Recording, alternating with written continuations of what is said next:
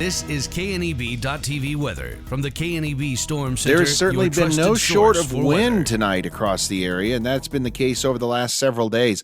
More wind going to continue this evening. We've got, temperatures falling down into the 30s with winds staying up most of the night. Now, they will calm down some, but not enough. Windy again tomorrow, and then we're watching for a storm next week that could turn out to be more significant than what we just are dealing with. 60 yesterday for a high. That was early in the morning, and a low down around 29.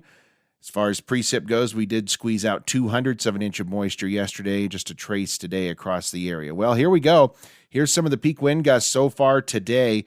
The Alliance Airport, Sydney, both 73 miles an hour, a 71 mile an hour wind gust at Scottsbluff National Monument. The Scottsbluff and Torrington airports, both at 66 miles an hour.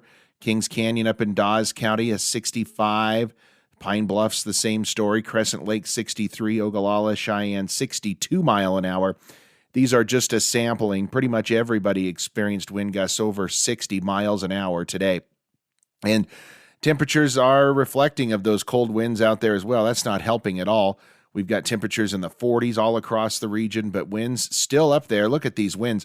Northwesterly winds right now. We still have sustained winds at 35, 40 miles an hour sustained, and we've got some gusts over 60 in some areas still across the area here as we go into the evening hours.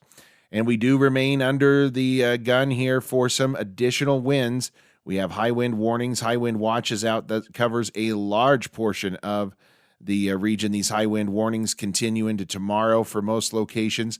We'll zoom out a little bit and show you that this is a large swath of wind that continues here across the central part of the country, and we're going to continue to see that here over the next couple of days. Again, high wind warnings are out into tomorrow as well. So here's where we're going for overnight. Winds are going to come down only slightly. Notice by midnight or so, winds still in that 30 to 40 mile an hour gust range. So not really coming down a whole lot overnight. And then as we go to tomorrow, they're right back up into the 40 to 50 mile an hour gusts throughout most of the day tomorrow. So it's going to be another day of winds tomorrow. We'll be maybe slightly warmer in the temp department. That's about it. And hopefully get these clouds out of here. Really, until this system moves on to the east, we aren't going to get the winds out of here at all. Tonight's lows 20s to near 30 degrees. Tomorrow, we're going to see more sun, I think, than we saw today.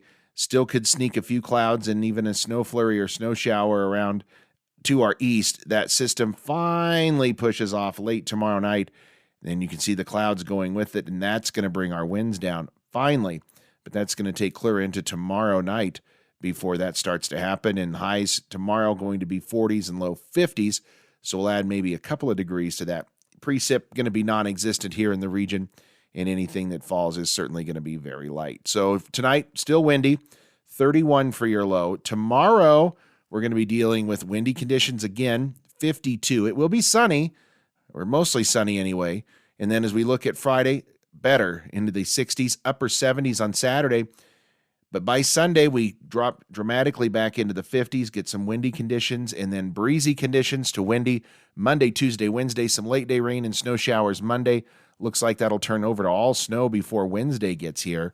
And we could be dealing with some accumulating snows next week. We'll certainly keep an eye on that system for you.